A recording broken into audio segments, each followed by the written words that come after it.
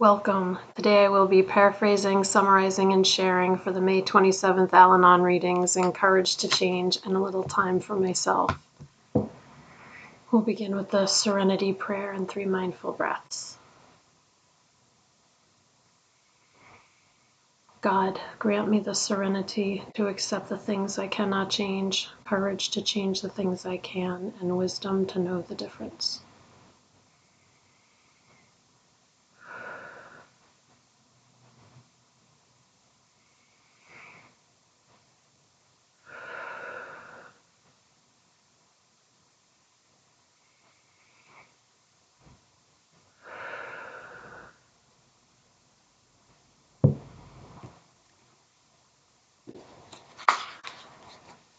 I will take a moment to look this over.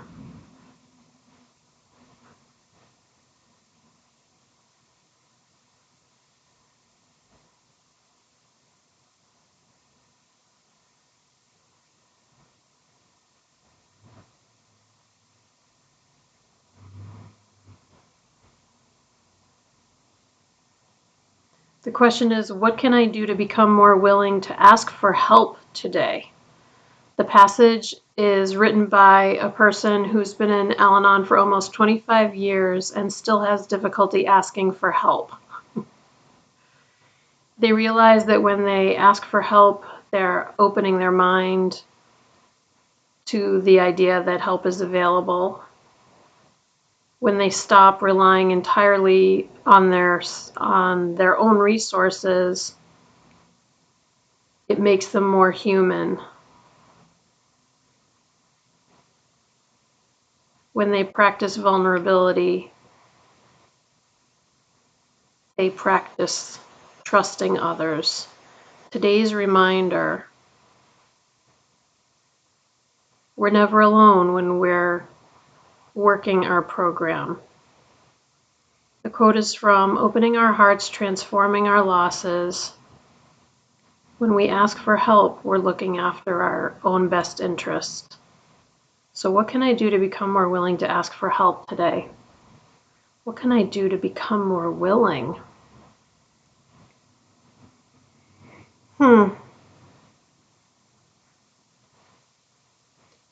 Maybe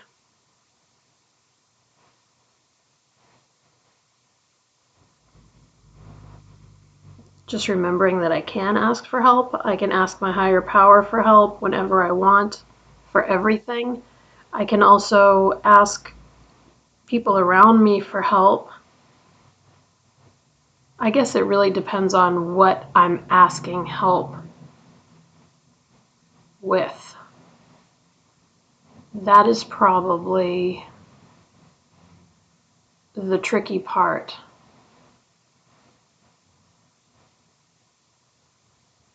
Because it depends.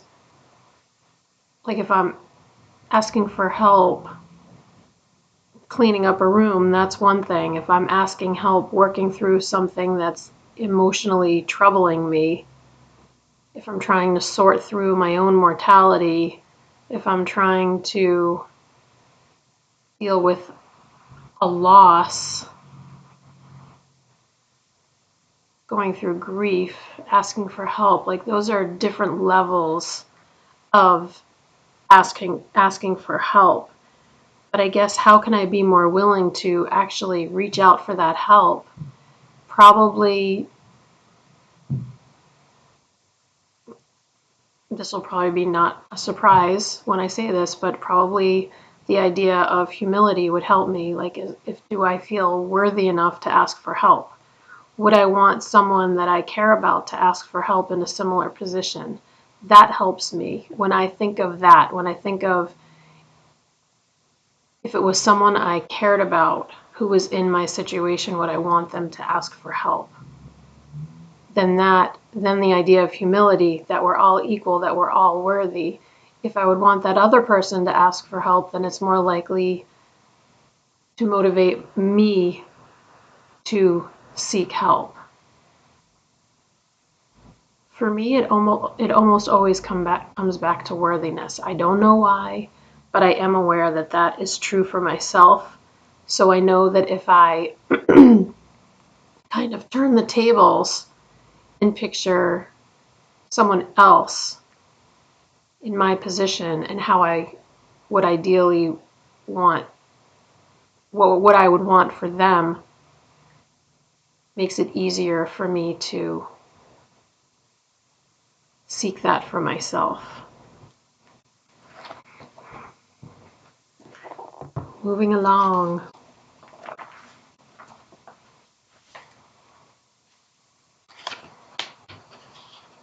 I will take a moment and look this over.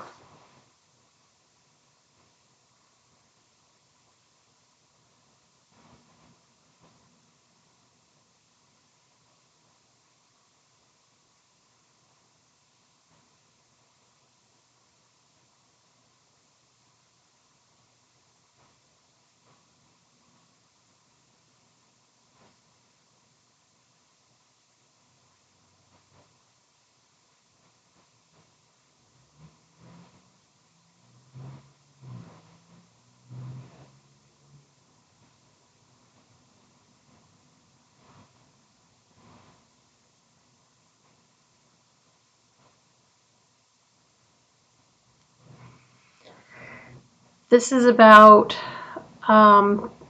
accepting joy, having faith, having hope that this too shall pass.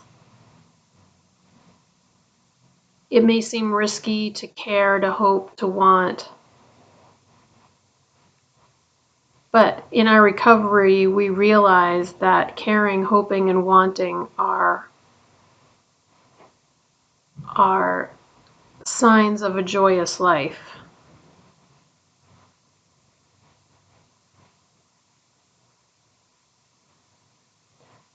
We are capable of being joyful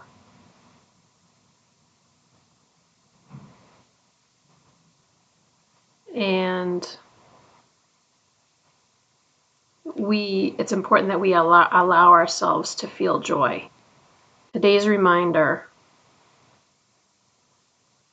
we have a great capacity for happiness, and we shouldn't let the fear of disappointment steal our joy. And the quote is from Living with Sobriety. We make room for good times in our lives, having faith and patience. It reminds me of a time in my life when I felt very, very hopeless. And it was before I even knew that such a thing as Al-Anon existed. And I actually made a whole video. I did. I think it's called My Experience with the Mental Health System. It has to do with me and my son, both receiving mental health support at different times. But at the time when I felt most helpless, my son was struggling. And what I ended up doing was going to my doctor immediately. My doctor prescribed me medication, which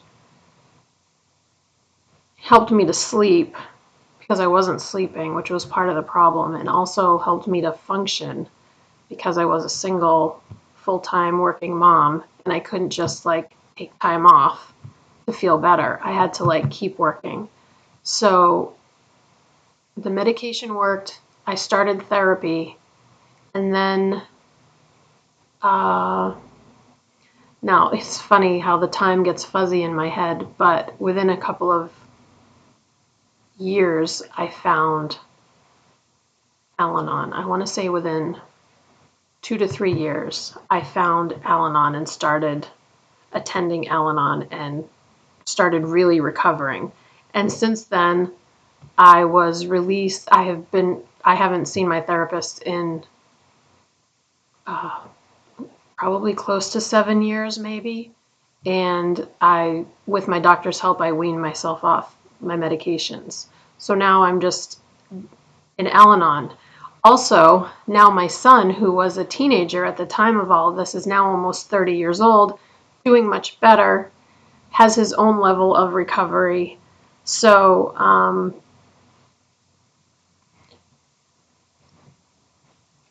at the time, I could only have dreamed of such an outcome. At the time, I really felt like I needed to mentally prepare for my son dying and him hating me and dying. So he has since told me that he was angry with me, but it was misplaced anger. And of course, in case you don't already know this, it is my experience that the person closest to the person suffering gets the worst of it, because I personally think that my son knew that I wasn't going anywhere, no matter how bad it got. Like, I wasn't going to abandon him. So he he just didn't hold back, um, and I guess one could argue that that's what parents are for. Um, but that's what this passage reminds me of, and I do have a great capacity for happiness.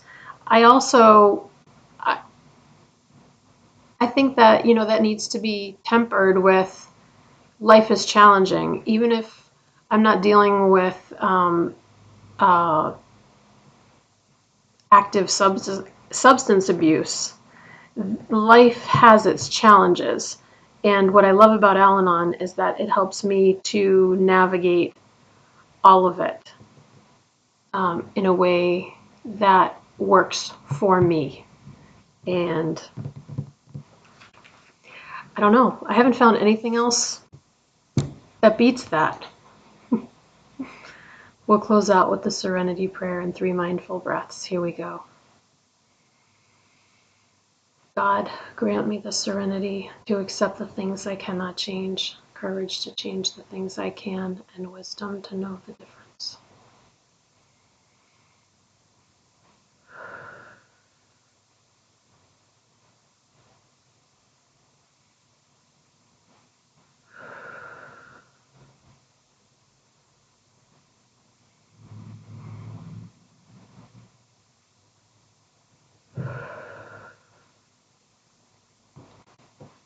Thank you so much for joining me today. I look forward to seeing you again tomorrow. Sending you love. Take care.